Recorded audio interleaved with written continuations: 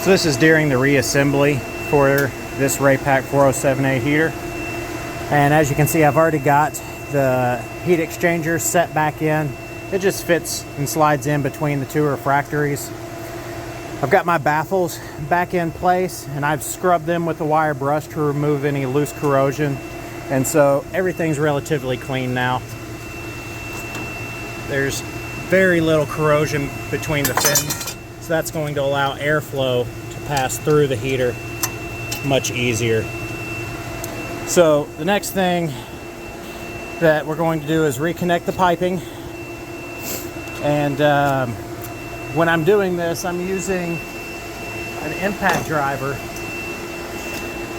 with a 5/16 socket, and that makes it really easy for reaching down into all of these places where it's hard to get a screwdriver.